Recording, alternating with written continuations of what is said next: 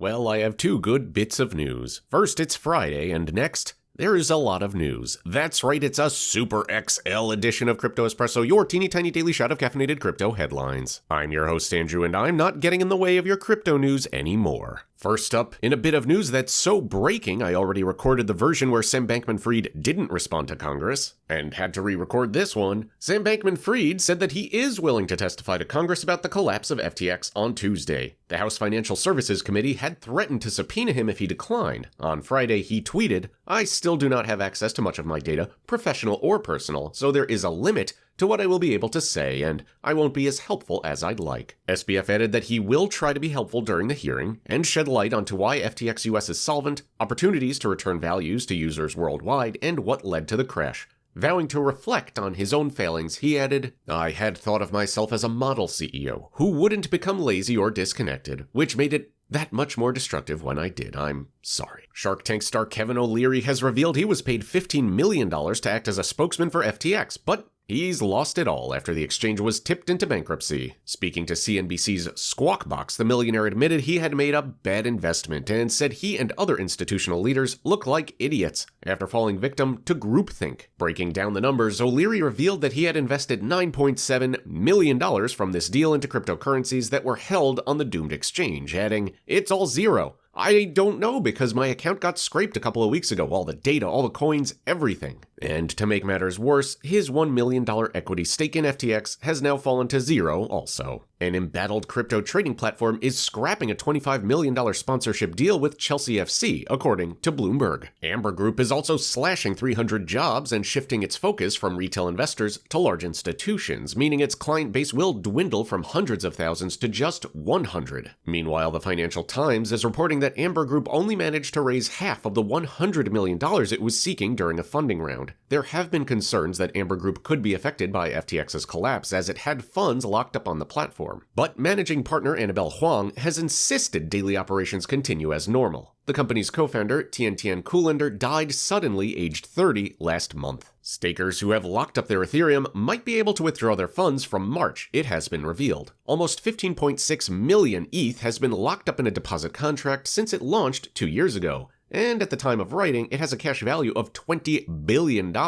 This deposit contract played a critical role in helping the Ethereum network successfully make the switch from a proof-of-work to a proof-of-stake blockchain earlier this year, an ambitious upgrade known as the Merge. The activation of Withdrawals could encourage new participants to get involved, giving the network's security a boost in the process. Ether was the strongest performer among the world's 10 biggest cryptocurrencies this Friday. Coinbase has launched a thinly veiled attack against Tether and is urging users to switch to trusted and reputable USD coin instead. In a blog post, the exchange, which helped co-found USDC back in 2018, said stability and trust are of utmost importance to customers during the bear market. And it suggested the events of the past few weeks have put some stablecoins to the test. While not addressing rivals by name, this is likely a reference to USDT, which had lost its peg at times since FTX collapsed. Coinbase has announced that it will waive fees for customers making the switch from USDT to USDC, stressing this stablecoin is 100% backed by cash and short-dated US treasuries held in regulated financial institutions. A DAO's plan to donate 100 ETH to self-styled on-chain sleuth ZachXBT have been mysteriously cancelled. A Nouns member had wanted to reward them for their efforts in uncovering a plethora of crypto scams, arguing that recent events mean this is a public good that's needed now more than ever. The proposal has passed in a vote, but a technical quirk meant that the transaction was stopped in its tracks. It's been suggested that this action may have been taken by someone who wanted to stop ZachXBT from performing further investigations.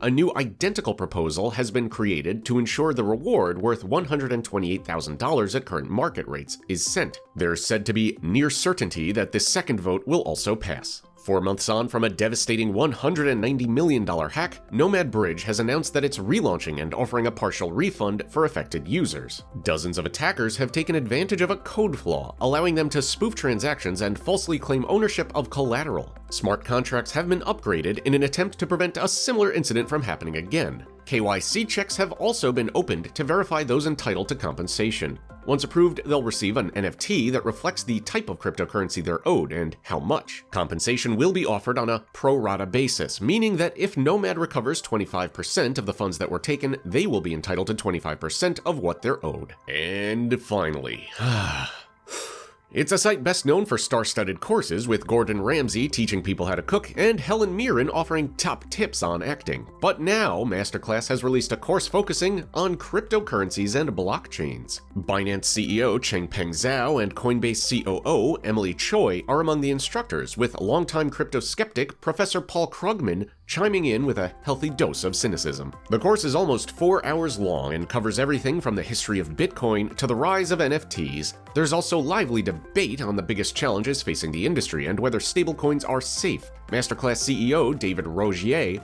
said that he hopes the course will help members decide how and if they want to invest. And your host Andrew is planning on offering a masterclass on how to read the news. Step 1, keep your mouth lubricated during an epic Friday news reading. Step 2, have a script so you don't have to come up with things on the fly. There we go.